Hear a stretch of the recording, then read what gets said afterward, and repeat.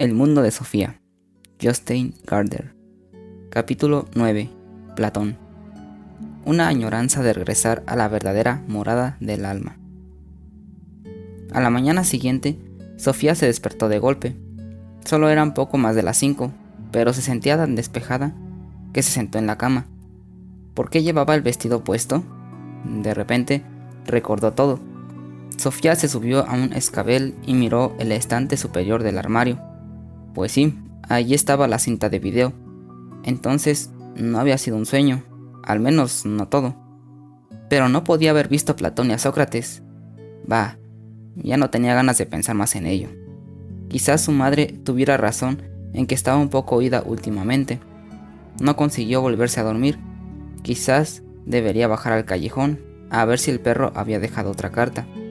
Sofía bajó la escalera de puntillas, se puso las zapatillas de deporte y salió al jardín. Todo estaba maravillosamente luminoso y tranquilo. Los pajarillos cantaban con tanta energía que Sofía estuvo a punto de echarse a reír. Por la hierba se deslizaban las minúsculas gotas de cristal del rocío de la mañana. Una vez más se le ocurrió pensar que el mundo era un increíble milagro. Se notaba humedad dentro del viejo seto. Sofía no vio ningún sobre nuevo del filósofo, pero, de todos modos, secó un tocón muy grande y se sentó. Se acordó de que el Platón del video le había dado unos ejercicios. Primero, algo sobre cómo un pastelero era capaz de hacer 50 pastas totalmente iguales. Sofía tuvo que pensarlo mucho, porque le parecía una verdadera hazaña poder hacer 50 pastas iguales, cuando su madre, alguna que otra vez, hacía una bandeja de rosquillas berlinesas, ninguna salía completamente idéntica a otra. Claro que no era una pastelera profesional, pues a veces lo hacía sin mucha dedicación. Pero tampoco las pastas que compraban en la tienda eran totalmente iguales entre sí. Cada pasta había sido formada por las manos del pastelero, ¿no? De pronto, se dibujó en la cara de Sofía una astuta sonrisa. Se acordó de una vez en que ella y su padre habían ido al centro, mientras la madre se había quedado en casa, haciendo pastas de Navidad. Cuando volvieron, se encontraron con un montón de pastas a la pimienta, con forma de hombrecitos, extendidas por toda la mesa de la cocina. Aunque no eran todas igual de perfectas, sí que eran de alguna manera totalmente iguales. ¿Y por qué? Naturalmente, porque la madre había utilizado el mismo molde para todas las pastas. Tan satisfecha se sintió Sofía de haberse acordado de las pastas a la pimienta que dio por acabado el primer ejercicio. Cuando un pastelero hace 50 pastas completamente iguales es porque utiliza el mismo molde para todas, y ya está.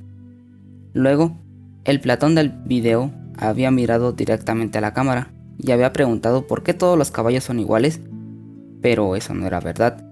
Sofía diría más bien que lo contrario, que no había ningún caballo totalmente idéntico a otro, de la misma manera que no había dos personas completamente iguales. Estuvo a punto de renunciar a solucionar ese ejercicio, pero, de pronto, se acordó de cómo había razonado con las pastas a la pimienta. Al fin y al cabo, tampoco las pastas eran totalmente iguales. Algunas eran más gorditas que otras estaban rotas. Y sin embargo, para todo el mundo estaba claro que de alguna manera eran. Quizá la intención de Platón era preguntar por qué un caballo era un caballo y no algo entre caballo y cerdo. Porque aunque algunos caballos fueran pardos como los osos y otros blancos como los corderos, todos tenían algo en común. Sofía no había visto jamás, por ejemplo, un caballo con 6 u 8 patas. Pero, ¿no habría querido decir Platón que lo que hace a todos los caballos idénticos es que han sido formados con el mismo molde? Luego, Platón había hecho una pregunta muy importante y muy difícil. ¿Tiene el ser humano un alma inmortal? Sofía no se sentía capacitada para contestar esa pregunta. Solo sabía que el cuerpo muerto era incinerado o enterrado, y que así no podía tener ningún futuro. Si uno opinaba que el ser humano tenía un alma inmortal, también tenía que pensar que el ser humano está compuesto por dos partes totalmente distintas. Un cuerpo que al cabo de algunos años se agota y se destruye, y un alma que opera más o menos independientemente del cuerpo. La abuela había dicho una vez que era solo el cuerpo el que envejecía. Interiormente había sido siempre la misma muchacha. Lo de muchacha condujo a Sofía a la última pregunta. ¿Los hombres y las mujeres tienen la misma capacidad de razonar? No estaba muy segura. Dependía de lo que Platón quisiera decir con razonar. De pronto, se acordó de algo que había dicho el profesor de filosofía sobre Sócrates. Sócrates había señalado que todos los seres humanos pueden llegar a entender las verdades filosóficas si utilizan su razón. Pensaba, además, que un esclavo tenía la misma capacidad de razonar que un noble para poder solucionar preguntas filosóficas. Sofía estaba convencida de que Sócrates había dicho que mujeres y hombres tienen la misma capacidad de razonar. Sentada, meditando, oyó de repente ruidos en el seto y alguien que respiraba como una máquina de vapor. Al instante apareció en el callejón el perro amarillo. Llevaba un sobre grande en la boca. «Hermes», exclamó Sofía. «Muchas gracias». El perro dejó caer el sobre en las rodillas de Sofía, que estiró la mano para acariciarle. «Hermes, buen perro», dijo. El perro se tumbó delante de ella y se dejó acariciar, pero al cabo de unos minutos se levantó y se dispuso a desaparecer entre el seto por el mismo camino por el que había llegado. Sofía le siguió con el sobre amarillo en la mano. El perro se giró un par de veces gruñendo, pero Sofía no se dio por vencida. Encontraría al filósofo aunque tuviera que correr hasta Atenas. El perro apresuró el paso y pronto se metió por un estrecho sendero. También Sofía aumentó la velocidad, pero cuando había corrido durante un par de minutos, el perro se paró y se puso a ladrar como un perro guardián. Sofía no se dio por vencida, todavía, y aprovechó la oportunidad para acercarse aún más. Hermes siguió a toda prisa por el sendero. Sofía tuvo que reconocer finalmente que no era capaz de alcanzarlo. Durante un largo rato, se quedó parada escuchando cómo se alejaba. Al final, todo quedó en silencio. Sofía se sentó sobre un tocón delante de un pequeño claro en el bosque. En la mano tenía un sobre grande. Lo abrió, sacó varias hojas escritas a máquina y empezó a leer. La Academia de Platón. Qué bien lo pasamos juntos, Sofía. En Atenas, quiero decir. De esa forma, al menos, me he presentado. Como también te presenté a Platón. Podemos ir directamente al grano. Platón, 427 a 347 a.C., tenía 29 años cuando a Sócrates le obligaron a vaciar la copa de veneno. Era discípulo de Sócrates desde hacía mucho tiempo y siguió el proceso contra este muy de cerca. El hecho de que Atenas fuera capaz de condenar a muerte a su ciudadano más noble no solo le causó una hondísima impresión, sino que decidiría la dirección que tomaría toda su actividad filosófica. Para Platón, la muerte de Sócrates constituía una clara expresión del contraste que puede haber entre la situación fáctica de la sociedad y lo que es verdadero o ideal. La primera acción de Platón como filósofo fue publicar el discurso de defensa de Sócrates. En el discurso se refiere a lo que Sócrates dijo al gran jurado. Te acordarás de que el propio Sócrates no escribió nada. Muchos de los filósofos presocráticos sí habían escrito. El problema es que la mayoría de esos escritos se ha perdido. En lo que se refiere a Platón, se cree que se han conservado todas sus obras principales. Aparte del discurso de defensa de Sócrates, Platón escribió una colección entera de cartas y 35 diálogos filosóficos. El hecho de que estos escritos hayan sido conservados se debe, en gran parte, a que Platón fundó su propia escuela de filosofía fuera de Atenas. La escuela estaba situada en una arboleda que debía su nombre al héroe mitológico griego, Academo. Por lo tanto, la escuela de filosofía de Platón adquirió el nombre de Academia. Desde entonces se han fundado miles de academias por todo el mundo. Incluso hoy hablamos de los académicos y de materias académicas. En la Academia de Platón se enseñaba filosofía, matemáticas y gimnasia, aunque enseñar no sea quizás la palabra adecuada, ya que también en la Academia de Platón la conversación viva era lo más importante. Por lo tanto, no es una casualidad que el diálogo llegara a ser la forma escrita de Platón. Lo eternamente verdadero, lo eternamente hermoso y lo eternamente bueno. Al principio de este curso de filosofía te dije que a menudo resulta muy útil preguntarse a uno mismo cuál es el proyecto de un determinado filósofo, de modo que ahora pregunto, ¿qué era lo que a Platón le interesaba averiguar ante todo? Resumiendo mucho, podemos decir que a Platón le interesaba la relación entre lo eterno y lo inalterable, por un lado, y lo que fluye, por el otro. Es decir, exactamente igual que a los presocráticos. Luego dijimos que los sofistas y Sócrates abandonaron las cuestiones de la filosofía de la naturaleza para interesarse más por el ser humano y la sociedad. Sí, eso es verdad, pero también los sofistas y Sócrates se interesaban, en cierto modo, por la relación entre lo eterno y lo permanente, por un lado, y lo que le fluye por el otro. Se interesaron por esta cuestión en lo que se refiere a la moral de los seres humanos y a los ideales o virtudes de la sociedad. Muy resumidamente, se puede decir que los sofistas pensaban que la cuestión de lo que es bueno o malo es algo que cambia de ciudad en ciudad, de generación en generación, es decir, que la cuestión sobre lo bueno y lo malo es algo que fluye. Sócrates no podía aceptar este punto de vista y opinaba que había unas reglas totalmente básicas y eternas para lo que es bueno y lo que es malo. Mediante nuestra razón, podemos, todos los seres humanos, llegar a conocer esas normas inmutables, pues precisamente la razón de los seres humanos es algo eterno e inmutable. ¿Me sigues, Sofía? Estamos llegando a Platón. A él le interesa lo que es eterno e inmutable en la naturaleza, y lo que es eterno e inmutable en cuanto a la moral y la sociedad. De hecho, para Platón, estas son una misma cosa. Intenta captar una propia realidad eterna e inmutable, y a decir verdad, precisamente para eso tenemos a los filósofos. No están para elegir a la chica más guapa del año, ni los tomates más baratos del jueves, razón por la cual no son siempre tan famosos. Los filósofos suelen fruncir el ceño ante asuntos tan vanos y tan de actualidad. Intentan señalar lo que es eternamente verdadero, eternamente hermoso y eternamente bueno. Con esto tenemos al menos una vaga idea del proyecto filosófico de Platón. A partir de ahora, miraremos las cosas una por una. Intentaremos entender un razonamiento que dejó profundas huellas en toda la filosofía europea posterior. El mundo de las ideas.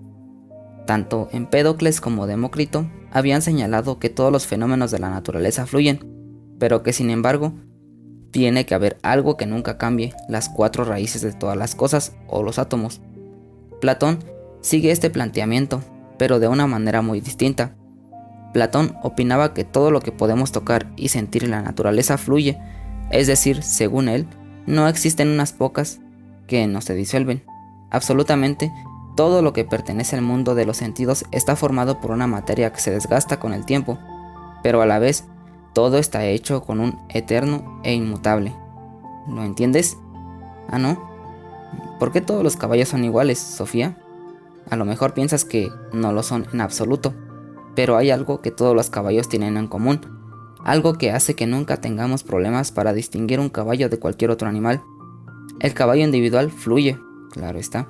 Puede ser viejo, cojo y con el tiempo se pondrá enfermo y morirá, pero el molde de caballo es eterno e inmutable. Esto quiere decir que, para Platón, lo eterno y lo inmutable no es una materia prima física. Lo que es eterno e inmutable son los modelos espirituales abstractos, a cuya imagen todo está moldeado. Déjame precisar, los presocráticos habían dado una explicación, más o menos razonable, de los cambios en la naturaleza, sin tener que presumir que algo cambia de verdad. En medio del ciclo de la naturaleza, hay algunas partes mínimas que son eternas e inmutables y que no se disuelven, pensaban ellos. Muy bien, Sofía. Digo muy bien, pero no podían explicar cómo estas partes mínimas, que alguna vez habían sido las piezas para construir un caballo, de pronto pueden juntarse para formar un caballo completamente nuevo, unos 3 o 400 años más tarde. O formar un elefante, por usar otro ejemplo, o un cocodrilo.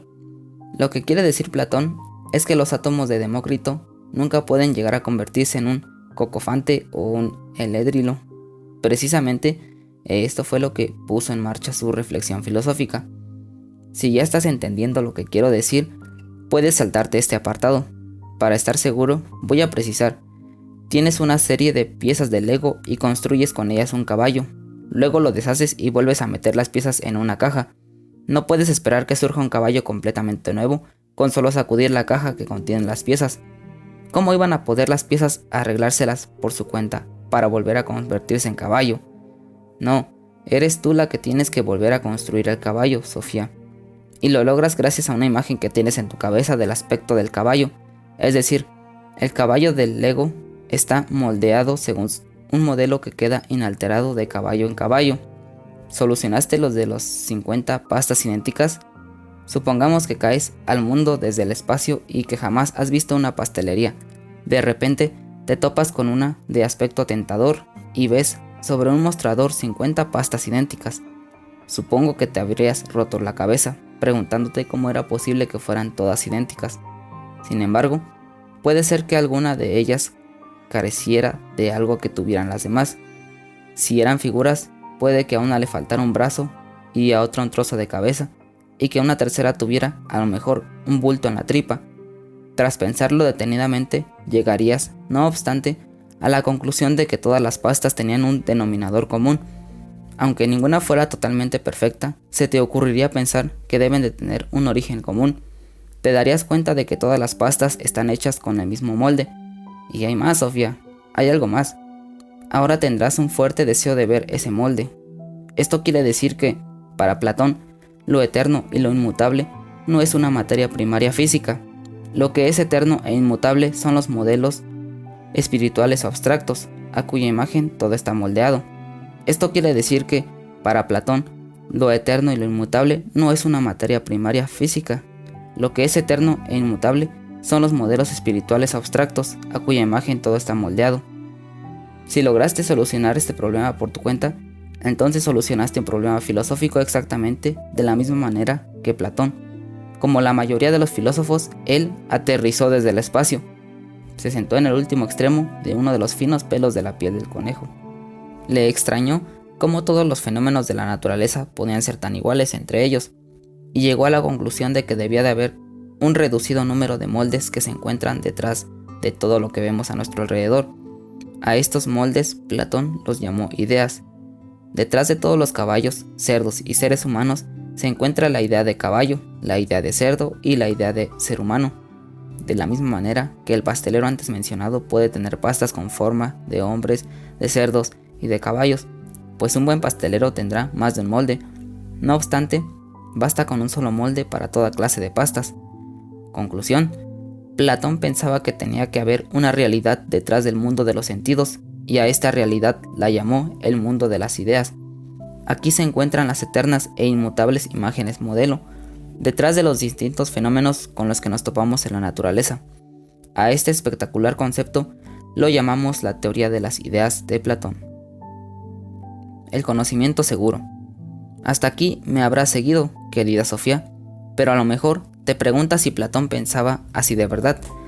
¿Pensaba verdaderamente que tales moldes existen en una realidad completamente diferente?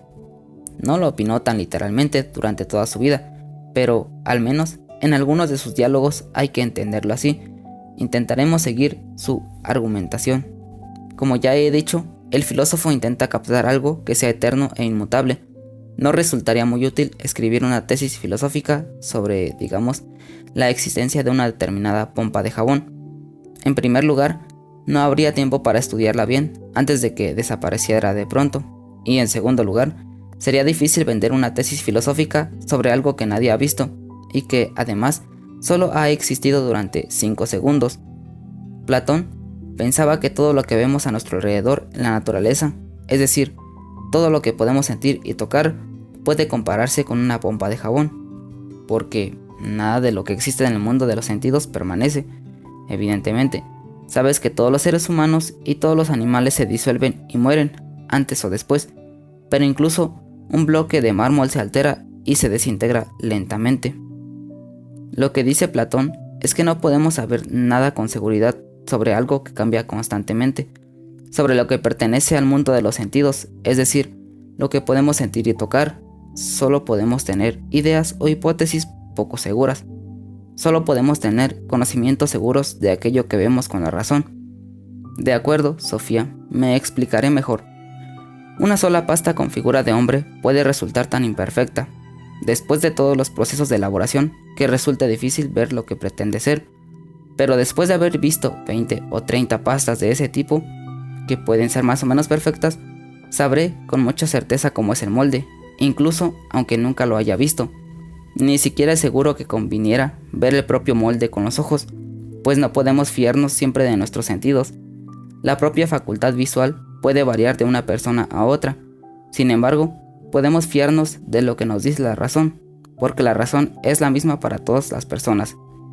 Si te encuentras en un aula del colegio en compañía de otros 30 alumnos y el profesor pregunta cuál es el color más bonito del arco iris, seguramente obtendrá muchas respuestas diferentes.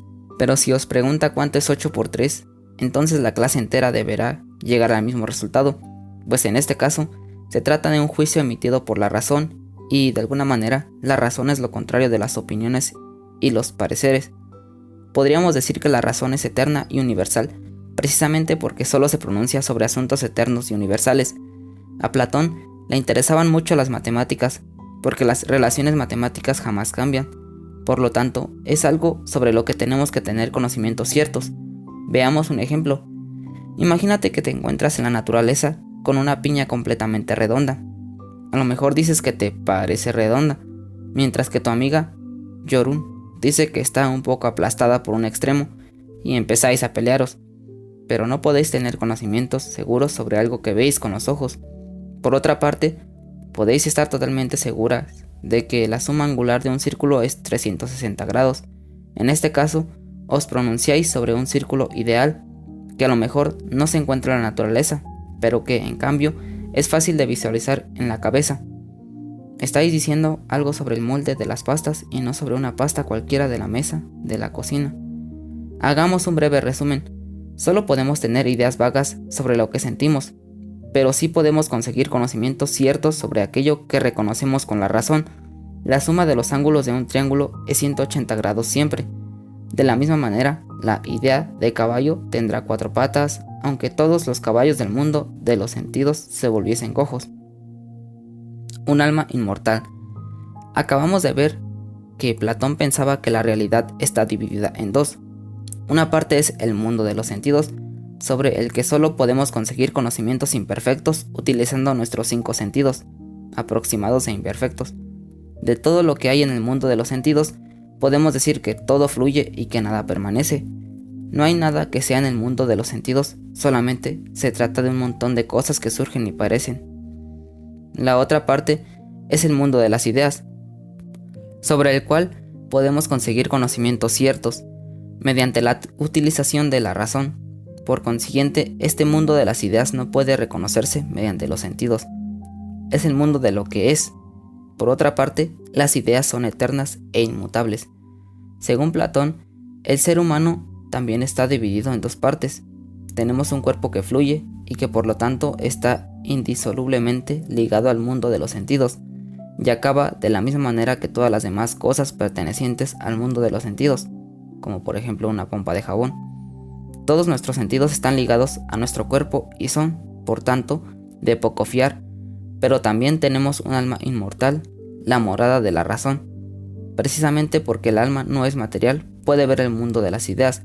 Las ideas son eternas e inmutables. Ya he dicho casi todo, pero hay algo más, Sofía. Te digo que hay algo más. Platón pensaba además que el alma ya existía antes de meterse en un cuerpo. Érase una vez cuando el alma se encontraba en el mundo de las ideas.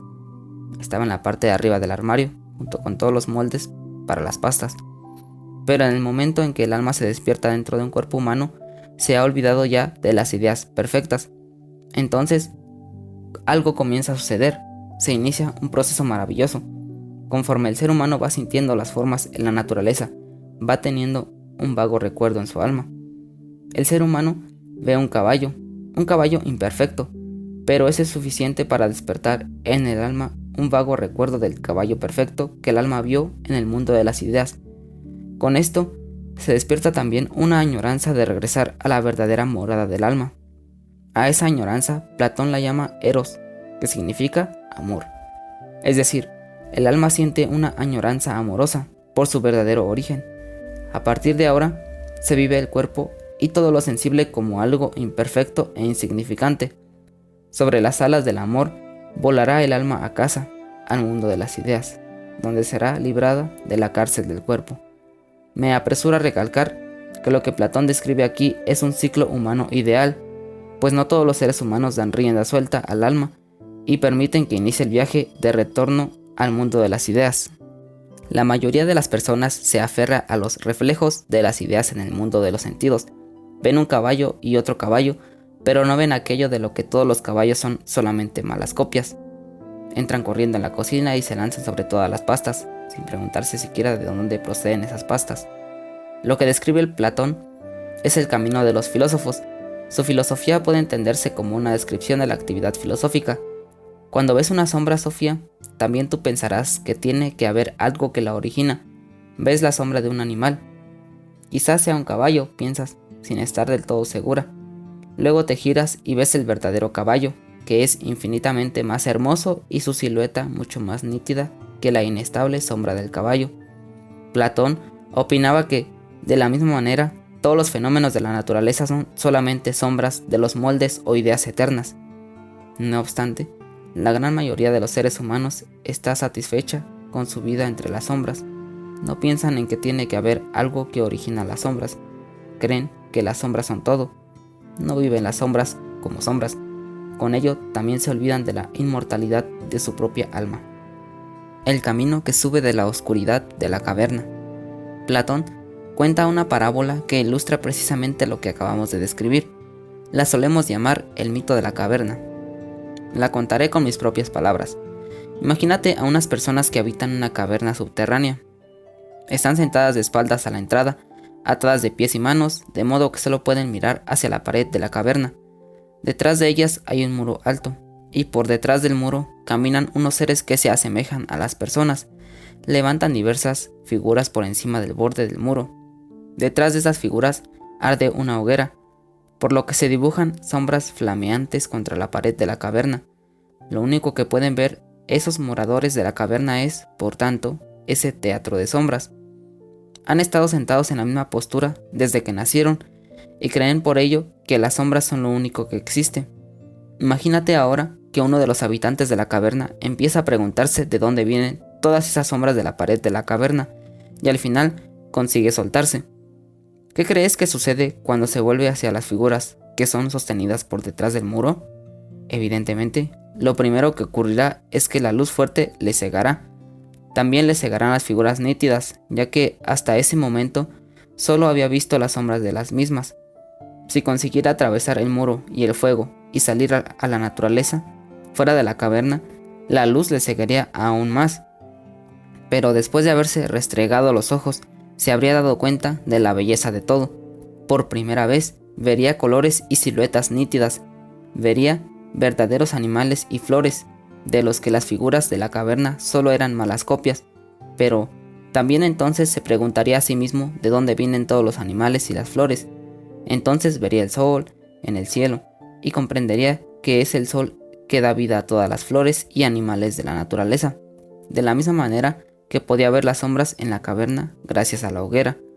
Ahora, el feliz morador de la caverna podría haberse ido corriendo a la naturaleza, celebrando su libertad recién conquistada, pero se acuerda de los que quedan abajo en la caverna. Por eso, vuelve a bajar. De nuevo abajo, intenta convencer a los demás moradores de la caverna de que las imágenes de la pared son solo copias centelleantes de las cosas reales, pero nadie le cree. Señalan a la pared de la caverna, diciendo que lo que allí ven es todo lo que hay. Al final, lo matan. Lo que Platón describe en el mito de la caverna es el camino que recorre el filósofo desde los conceptos vagos hasta las verdaderas ideas que se encuentran tras los fenómenos de la naturaleza. Seguramente también piensa en Sócrates, a quien mataron los moradores de la caverna porque hurgaban en sus ideas habituales, queriendo enseñarles el camino hacia la verdadera sabiduría. De ese modo, el mito de la caverna se convierte en una imagen del valor y de la responsabilidad pedagógica del filósofo. Lo que quiere señalar Platón es que la relación entre la oscuridad de la caverna y la naturaleza del exterior corresponde a las relaciones entre los moldes de la naturaleza y el mundo de las ideas. No quiere decir que la naturaleza sea triste y oscura, sino que es triste y oscura comparada con la claridad de las ideas. Una foto de una muchacha hermosa no tiene por qué resultar oscura y triste, más bien al contrario, pero sigue siendo solo una imagen. El estado filosófico. El mito de la caverna de Platón lo encontramos en el diálogo La República, en el que Platón nos proporciona una imagen del estado ideal, es decir, un estado modelo imaginario o lo que se suele llamar un estado utópico. Brevemente, podemos decir que Platón piensa que el Estado debe ser gobernado por los filósofos. Al explicar el por qué, toma como punto de partida la composición del ser humano. Según Platón, el cuerpo humano está dividido en 3 partes: cabeza, pecho y vientre. A cada una de estas partes le corresponde una habilidad del alma. A la cabeza pertenece la razón, al pecho la voluntad y al vientre el deseo. Pertenece además a cada una de las 3 habilidades del alma un ideal o una virtud. La razón debe aspirar a la sabiduría, la voluntad debe mostrar valor y al deseo hay que frenarlo para que el ser humano muestre moderación. Cuando las 3 partes del ser humano funcionan a la vez como un conjunto completo, obtenemos un ser humano armonioso u honrado. En la escuela, lo primero que tiene que aprender el niño es a frenar el deseo, luego hay que desarrollar el valor y finalmente la razón obtendrá sabiduría. Platón se imagina un estado construido exactamente de la misma manera que un ser humano. Igual que el cuerpo tiene cabeza, pecho y vientre, el estado tiene gobernantes, soldados y productores, granjeros, por ejemplo. Es evidente que Platón emplea la ciencia médica griega como ideal, de la misma manera que una persona sana y armoniosa muestra equilibrio y moderación. Un estado justo se caracteriza porque cada uno conoce su lugar en el conjunto. Como el resto de la filosofía de Platón, también su filosofía del Estado se caracteriza por su racionalismo. Es decisiva para crear un buen Estado que sea gobernado por la razón, de la misma manera que la cabeza dirige el cuerpo. Tiene que haber filósofos que dirijan la sociedad. Intentemos una sencilla exposición de la relación entre las 3 partes del ser humano y del Estado. El Estado ideal de Platón puede recordar al antiguo sistema hindú de las castas, en el que cada uno tiene su función determinada para el bien del conjunto. Desde los tiempos de Platón y desde más antiguo aún, el sistema hindú de castas ha tenido la misma división en 3: la clase dominante o la clase de los sacerdotes, la casta de los guerreros y la de los productores. Hoy en día es probable que llamáramos al estado de Platón estado totalitario, pero merece la pena señalar que él opinaba que las mujeres podían ser gobernantes del Estado, igual que los hombres, precisamente porque los gobernantes gobernarían el Estado en virtud de su razón. Él pensaba que las mujeres tienen exactamente la misma capacidad para razonar que los hombres, si reciben la misma enseñanza y son liberadas de cuidar a los niños y de las tareas domésticas. Platón quería suprimir la familia y la propiedad privada para los gobernantes y soldados del Estado. Y la educación de los niños era algo tan importante que no podía ser confiada a cualquiera. Tendría que ser responsabilidad del Estado educar a los niños. Fue el primer filósofo que habló en favor de un sistema público de guarderías y colegios. Tras haber vivido unas grandes desilusiones políticas, Platón escribió el diálogo Las leyes, en el que describe el Estado legal como el segundo mejor Estado. Ahora se muestra partidario de la propiedad privada y las ataduras familiares. De esa manera se reduce la libertad de la mujer, pero dice que un Estado que no educa ni entrena a sus mujeres es como un ser humano que solo hace ejercicio con el brazo derecho. Por regla general, podemos decir que Platón tenía una visión positiva de las mujeres, al menos si tenemos en cuenta la época en la que vivió. En el diálogo El banquete, es una mujer, Diótima, la que proporciona conocimientos filosóficos. Ese fue Platón, Sofía. Durante más de 2000 años, la gente ha discutido y criticado su extraña teoría de las ideas. El primero fue su propio alumno en la academia. Su nombre era Aristóteles, el tercer gran filósofo de Atenas. No digo más. Mientras Sofía había permanecido sentada en un tocón leyendo sobre Platón, el sol se había levantado por el este, tras las colinas cubiertas de árboles. La esfera solar se había asomado por el horizonte, precisamente cuando estaba leyendo que Sócrates subía de la caverna y que se le arrugaba la frente por la intensa luz al aire libre.